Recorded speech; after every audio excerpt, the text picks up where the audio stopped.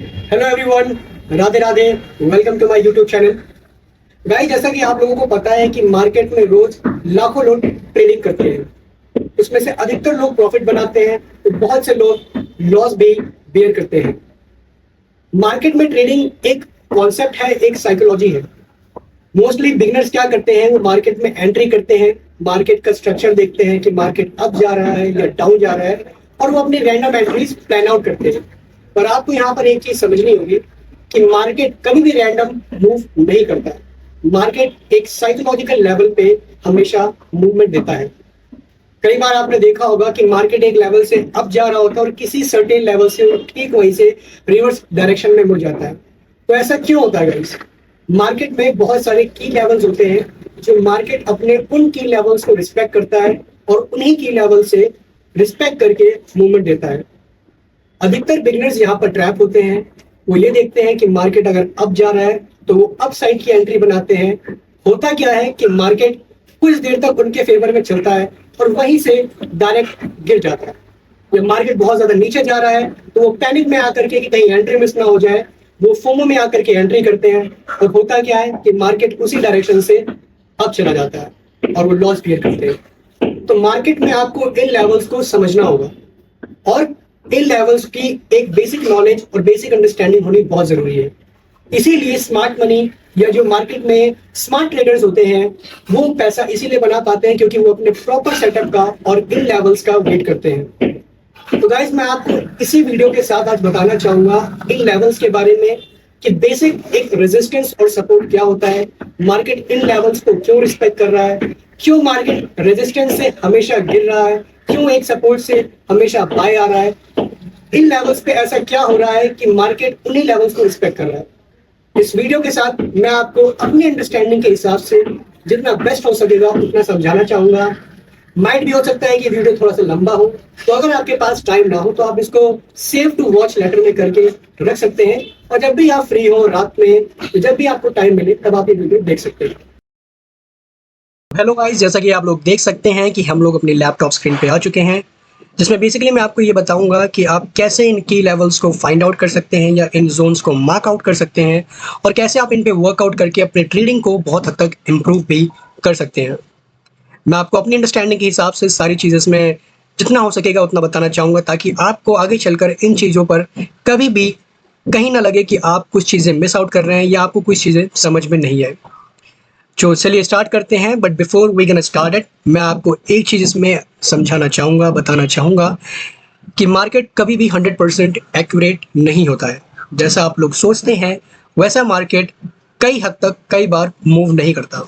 Exactly बहुत सारे factors होते हैं जो मार्केट को अफेक्ट करते हैं, उसकी मूवमेंट को, उसके फ्लो को, उसकी वोलेटिलिटी को, जो कि बहुत अफेक्ट करती हैं इन चीज़ों को। आप लोग कई बार सोचते हैं कि मार्केट का डायरेक्शन यूँ जाना चाहिए था पर वो नहीं जाता है because due to these factors. तो चलिए, अगर आपको ये फैक्टर्स मैं एक बार बता देता हूँ, अगर आपको पता है तो बहुत अच्छी बात है, नहीं पता है तो फिर भी आप एक बार इसका क्विक रिकैप कर लीजिए। तो ये जो फैक्टर्स हैं बेसिकली मुझे ये 4 पिलर्स लगते हैं जो मार्केट को अफेक्ट करता है। सो फर्स्ट ऑफ ऑल जो इसमें मुझे सबसे बड़ी चीज़ लगती है वो है economic data and news. Market में इकोनॉमी कैसी मूव कर रही है, या इकोनॉमिक डेटा कैसा आया है, या कोई न्यूज़ कैसी आती है, वो बहुत ज़्यादा मार्केट को इम्पैक्ट करती है। सपोज दैट ट्रम्प शाम को आज आया, उसने कोई ऐसी बात बोल दी या कोई ऐसी न्यूज़ दे दी जिससे मार्केट 1000 पॉइंट नीचे गिर गया, या बीटीसी मार्केट 1000 पॉइंट नीचे गिर गई, या गोल्ड मार्केट 1000 पॉइंट नीचे गिर गई। तो एक न्यूज़ के चलते मार्केट में इतना बड़ा इम्पैक्ट आया, यानी न्यूज़ मार्केट को बहुत हद तक अपने कंट्रोल में रखता है। द सेकेंड थिंग जो मुझे लगता है, डिमांड एंड सप्लाई। मार्केट में डिमांड एंड सप्लाई बहुत ज़्यादा अफेक्ट करती है एक मार्केट को मूव करने में, किसी कमोडिटी को मूव करने में या किसी एसेट को मूव करने में। सपोज दैट मार्केट में गोल्ड की बहुत ज़्यादा डिमांड है बट उसकी सप्लाई उतनी ज़्यादा नहीं हो पा रही है, तो उस कंडीशन में क्या होगा, मार्केट जहाँ पर उतनी सप्लाई करनी चाहिए थी नहीं कर पा रहा है तो मार्केट ऑटोमेटिक नीचे गिर जाएगा, या तो उसकी डिमांड बहुत हद तक बढ़ जाएगी और उसमें इन्फ्लेशन आ जाएगा। जो आपको 2 रुपये की चीज़ मिल रही थी वही चीज़ आपको 5 रुपये की मिलेगी।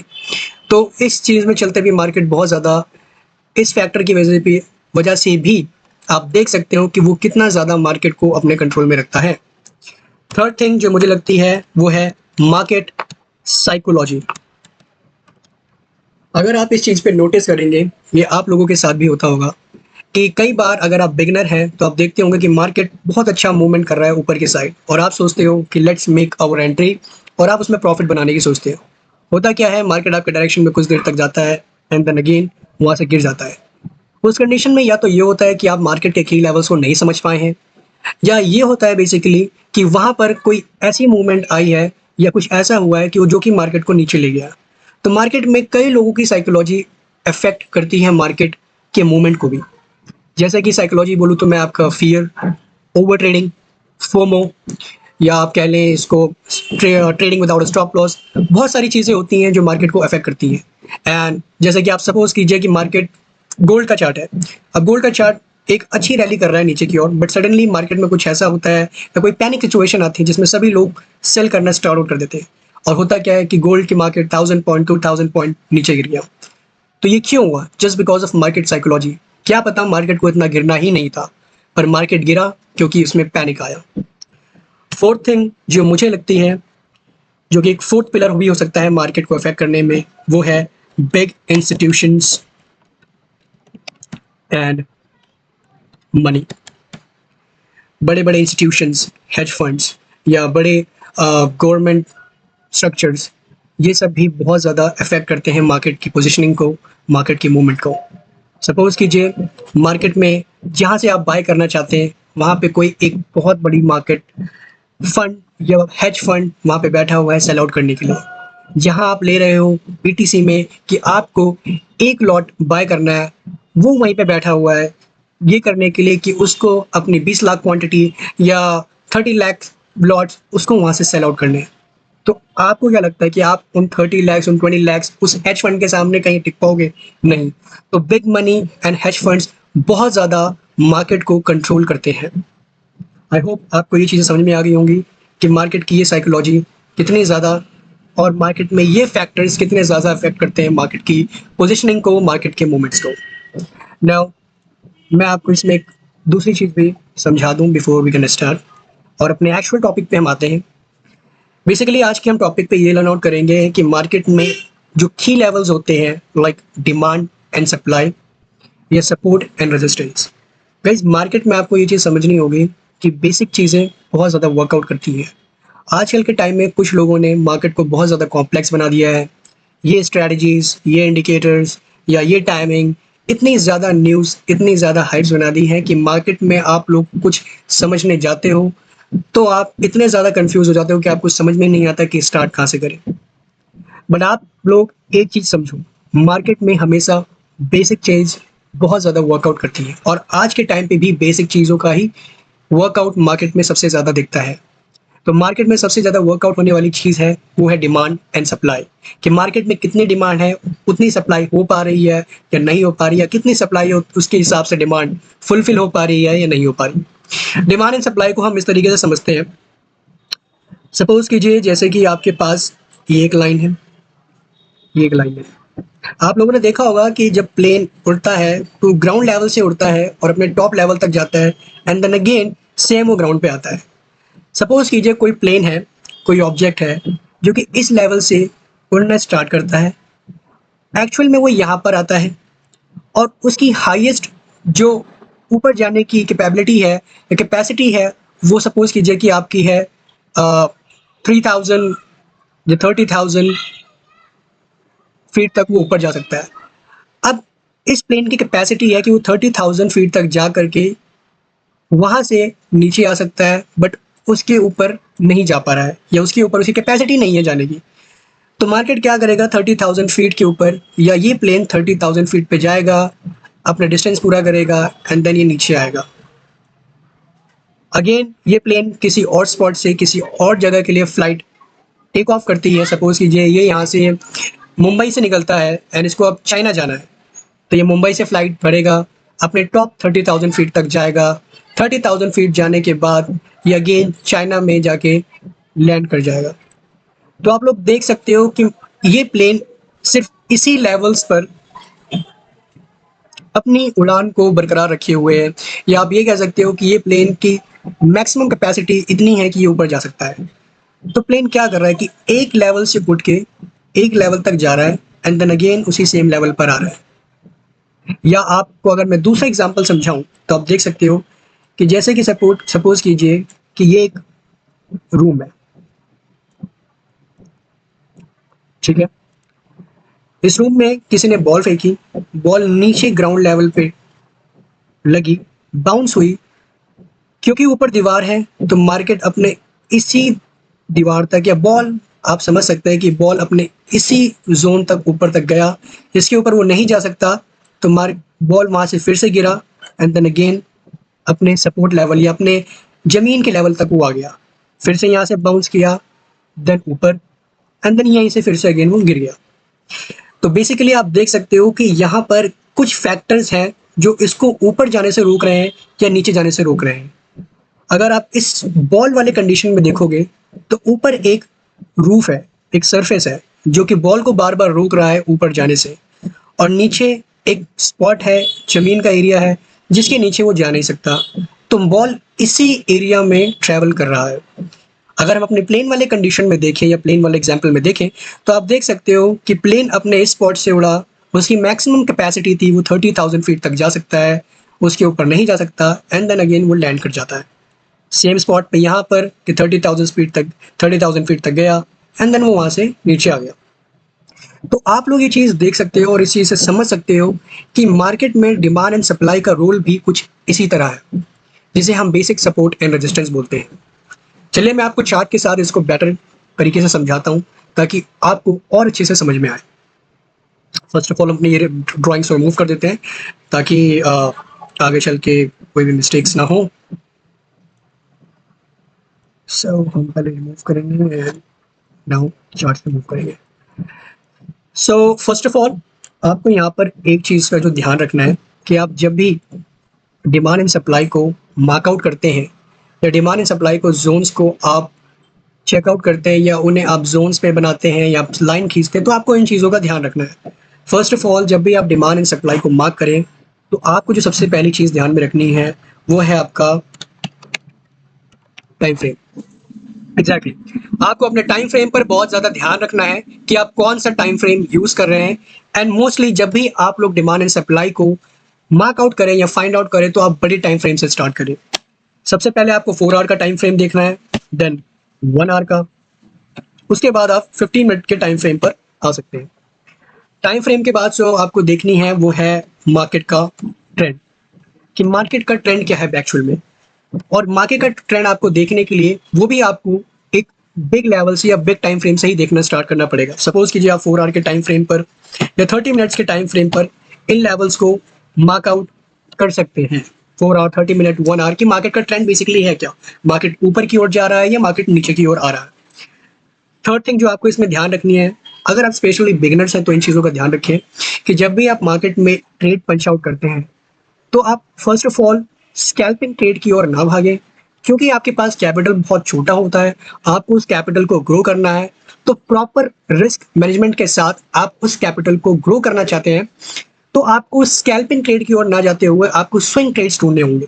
स्विंग ट्रेड्स जो कि आपको मार्केट में 15 मिनट टाइम फ्रेम पर या फिर आपको 30 मिनट टाइम फ्रेम पर एग्जीक्यूट करना ज़्यादा बेटर रहेगा। एग्जैक्टली अगर आपको रिस्क और रिवॉर्ड नहीं समझ में आ रहा है तो आप मेरे इस वीडियो पे कमेंट कर देना। मैं नेक्स्ट वीडियो आपके लिए रिस्क एंड रिवॉर्ड कैसे आप मार्केट में वर्क करता है या कैसे आप अपने छोटे कैपिटल के साथ रिस्क और रिवॉर्ड मेंटेन कर सकते हैं, या आपका बड़ा कैपिटल तो आपको कैसे रिस्क और रिवॉर्ड उसमें रखना है, तो मैं उसमें आपके लिए सारी एक जो बिगनर्स के लिए वीडियो होती है मैं उसमें आपके लिए पोस्ट कर दूंगा, उससे आप सारी चीज़ें समझ जाएंगे। तो मस्ट कमेंट इस वीडियो पर अगर आपको रिस्क और रिवॉर्ड वाली के चीज़ों के बारे में ढंग से नहीं पता है तो। Now let's get back to our video. तो आई होप आपको चीज़ें समझ में आ गई होंगी कि टाइम फ्रेम, मार्केट का ट्रेंड, और आपको बेसिकली स्विंग ट्रेड्स पे फोकस करना है इन चीज़ों के लिए। Now let's go back to our charts again and मैं आपको दिखाता हूँ कैसे। जैसे कि आप लोग देख सकते हो कि यहाँ पर अभी हम 4 आवर के टाइम फ्रेम में हैं, राइट। और अगर आप यहाँ पर एक चीज़ नोटिस करोगे तो आप यहाँ पर एक चीज़ नोटिस करिए कि यहाँ से मार्केट ने किस जोन से मल्टीपल टाइम रिजेक्शन लिए हैं और उसी जोन से वो बार बार घूमा है। अगर आप यहाँ पे नोटिस करें तो अगर आप यहाँ पे नोटिस करेंगे तो हम एक लेवल ड्रॉ करते हैं, जैसे कि ये लेवल है कि मार्केट इस एरिया में आकर के बार बार बाइंग की ओर जा रहा है, आप यहाँ देख सकते हैं। दूसरा, अगर हम अपने इस लेवल को मार्कआउट करें तो आप देख सकते हैं कि मार्केट जब भी इस लेवल पे आया है तो वो मार्केट नीचे की ओर घुमा है, यानी कि वहाँ से सेलिंग आई है। सेम चीज़ अभी मैंने 4 आवर टाइम फ्रेम पर चीज़ों को ड्रॉ किया है या इन जोन्स को मार्क किया है। लेट्स सपोज कि मैं इसको 1 आवर पे जाता हूँ और आप देख सकते हो कि यहाँ पर इसी लेवल पर मार्केट मोस्टली कितनी बार घूम चुका है। अगर आप 15 मिनट के टाइम फ्रेम पे जाते हो और यहाँ पर चेकआउट करते हो तो आप यहाँ पर देख सकते हो कि अगर आप इस जोन के अंदर कहीं अपनी एंट्री प्लान आउट करते तो आपको मोस्ट ऑफ द चांसेस थे कि आपको टारगेट मिलता, क्योंकि यहाँ पर मार्केट ने एक डिमांड जोन और एक सप्लाई जोन सा क्रिएट कर रखा है। आप देख सकते हो कि मार्केट इसी सेम लेवल से बार बार सेलिंग आ रही है और इस सेम लेवल से बार बार बाइंग आ रही है। सपोज दैट आपको बाइंग का ट्रेड चाहिए था, आपने देखा कि मार्केट इस लेवल पर चल रहा है, एक बार मार्केट आया इस लेवल से निकला एंड अगेन मार्केट इसी जगह पर आया, तो आप एक कंफर्मेशन कैंडल के साथ अपनी एंट्री यहाँ कहीं बना सकते थे। अगर मैं आपको दिखाऊं तो आप चेकआउट कर सकते हैं कि एक अच्छी हैमर कैंडल नीचे बनी है और अगर आप यहाँ पर कहीं अपनी एंट्री बनाते, रिस्क रिवॉर्ड इसके नीचे रखते और आप देखते तो आपको इजीली 1:2 यहाँ पे मिल रहा था। नाउ सपोज आपको एक बियरिश एंट्री बनानी है या आपको एक डाउन साइड का ट्रेड चाहिए था, तो आपने देखा कि मार्केट यहाँ से आया, यहाँ से घूमा और सेम इसी लेवल पे मार्केट चल रहा है। एंट्री आपकी यहाँ पर सपोज कीजिए मिस आउट हुई, आपने अपनी नेक्स्ट एंट्री, क्योंकि आपको पता है कि मार्केट अपने इस जोन से घूमा है तो अपने नीचे के जोन तक, एक सप्लाई जोन तक जाएगा, तो आप क्या कर सकते थे यहाँ पर कि आप यहाँ पर अपनी शॉर्ट की एंट्री यहाँ कहीं बना सकते थे। मार्केट में इस जगह आपको कहीं अपना स्टॉप लॉस रखना था या आप इसके ऊपर भी लग सकते थे और अपनी एंट्री 1:2 के अराउंड बना सकते थे। और आप जैसे कि देख सकते हो कि आपकी एंट्री यहाँ पर भी कंप्लीट हो गई है और यहाँ पर आपको अपने टारगेट मिल जाते हैं। Again now let's move to 4 hour time frame और भी देख लेते हैं हम यहाँ पर। सो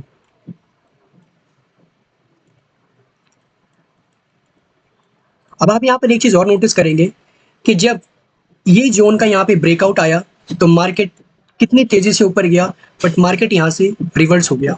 मार्केट अगेन इस जोन को टैप करता है एंड मार्केट इस जोन पे आकर के इन सारे बायर्स की लिक्विडिटी लेता है और अगेन वो गिर जाता है। बट अभी हम इतना डीप में नहीं जाएंगे, अभी हम बेसिक रेजिस्टेंस एंड सपोर्ट के बारे में पढ़ रहे हैं तो हम उसके ऊपर ध्यान देंगे एंड उन चीज़ों पे वर्कआउट करेंगे।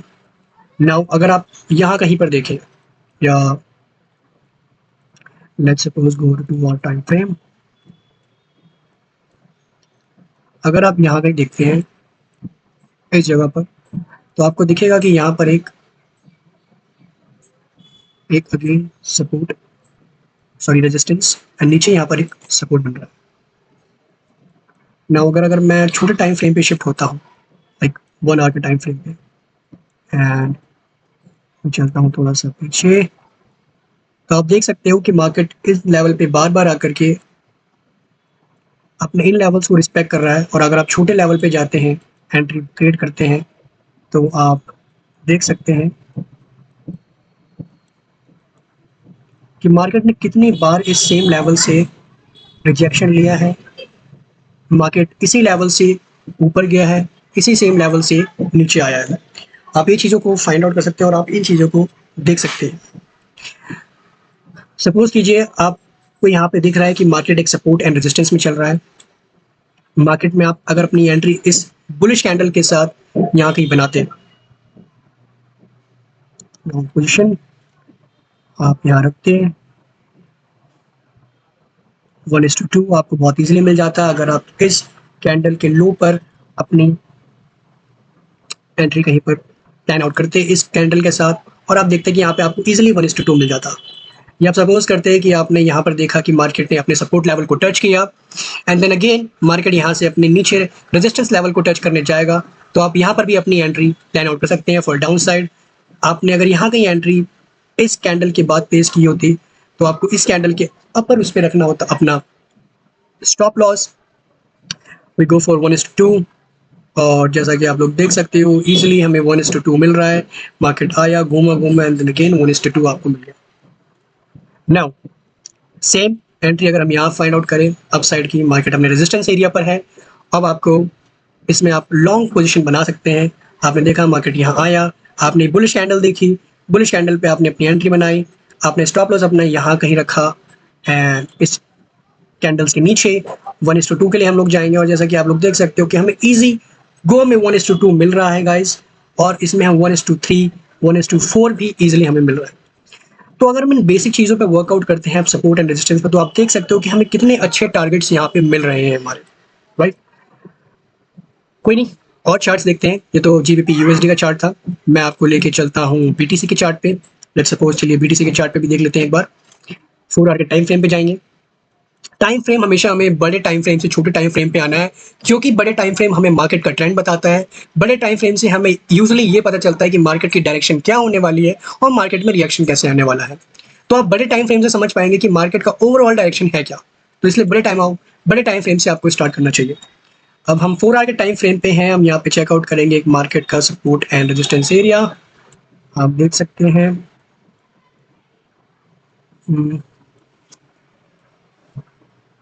मार्केट काफ़ी ज़्यादा, आप देख सकते हो कि बीटीसी का चार्ट कुछ दिन से बहुत ज़्यादा बुलिश है, मार्केट हायर हाइज में है। और अगर मैं आपको यहाँ पर दिखाऊं,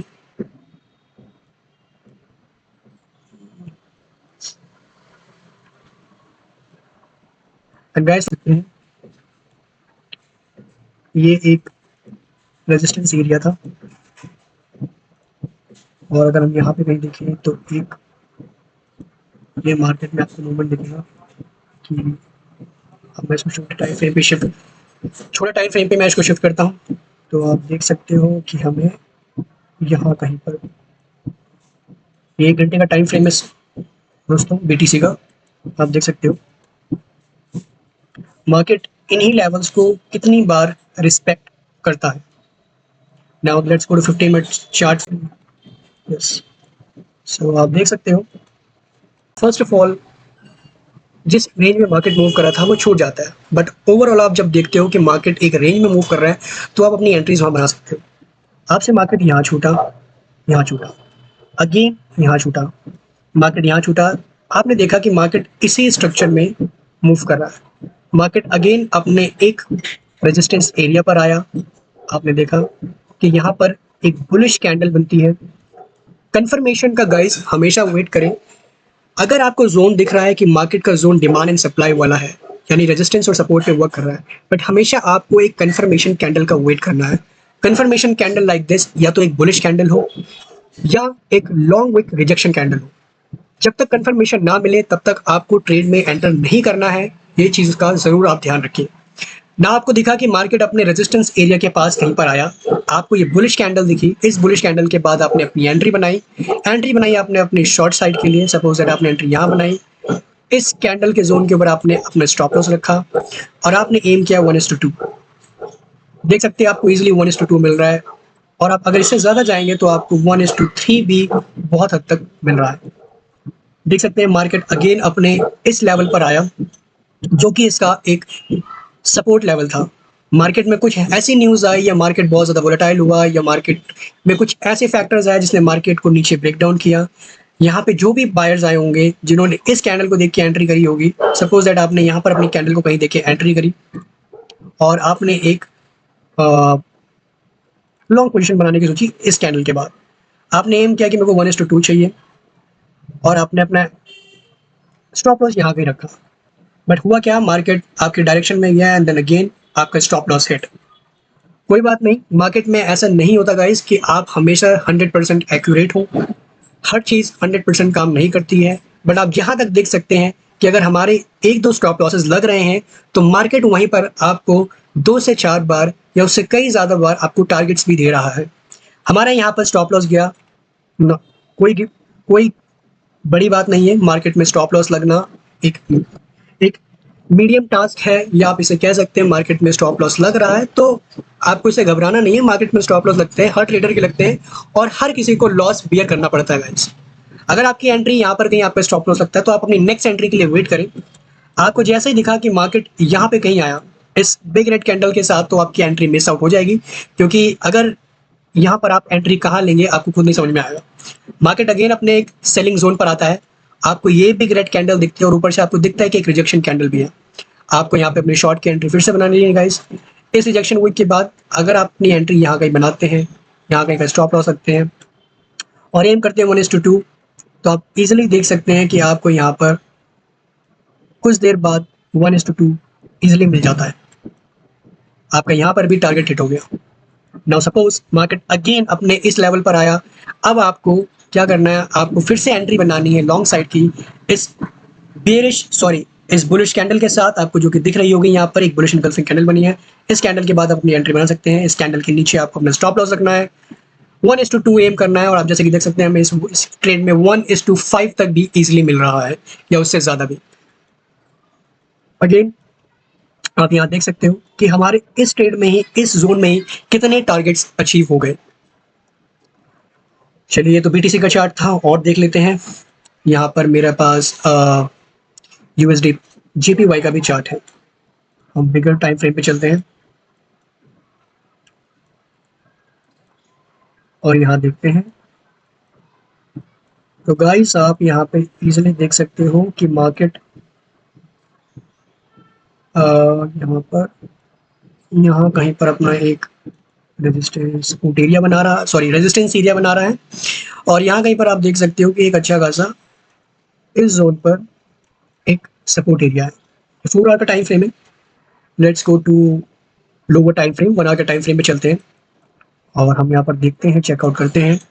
तो मार्केट इसी लेवल पे, इसी जोन में मूव कर रहा है। हम चलते हैं अपने 15 मिनट के टाइम फ्रेम हम ढूंढेंगे। तो स्कैल्पिंग बिगिनर्स अवॉइड करें, अभी ना करें। आपको अगर ट्रेडिंग करनी है आप लेवल्स मार्कआउट करें और आप स्विंग ट्रेड्स पे ज्यादा वर्कआउट करें।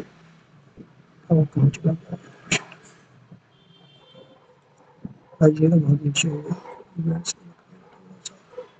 Most of the time market यहाँ कहीं से घूमा है। आप देख सकते हैं most of the time market यहाँ कहीं से घूमा है। ये कुछ न्यूज़ फैक्टर्स होंगे जो मार्केट को इतना नीचे ले गए हैं, अदरवाइज मार्केट इसी लेवल पे रहा है।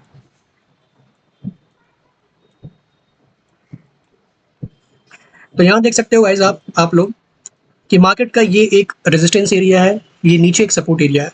4 आवर टाइम फ्रेम में हमने मार्केट का ट्रेंड देखा कि मार्केट अपने इसी जोन पे मूव आउट कर रहा है। अगर एंट्री आपकी यहाँ कहीं मिस हो रही है, यहाँ कहीं मिस होती है और आपको दिख रहा है कि अगेन अपने ये एक रेजिस्टेंस एरिया पे आ चुका है, तो गाइस आपको दिख सकता है कि इतनी बड़ी बुलिश कैंडल बनी।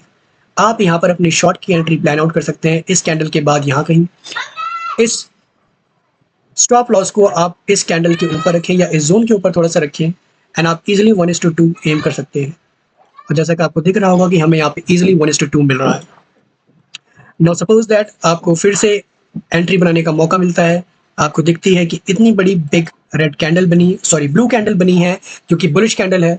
आप यहाँ पर क्या कर सकते हैं, यहाँ पर अपनी लॉन्ग पोजीशन बना सकते हैं। इस कैंडल के बाद आपने यहाँ के ट्रेड देखा, इस कैंडल के नीचे आपको अपना स्टॉप लॉस रखना है और इजिली आपको 1:2 इसमें आपको देख रहे हो आपको मिल सकता है, या आपको इजिली 1:3 भी इसमें मिल रहा है।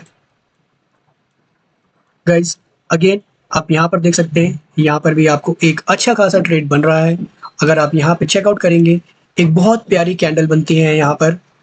यहाँ इस कैंडल के बाद आप अपनी एंट्री पैन आउट कर सकते हैं।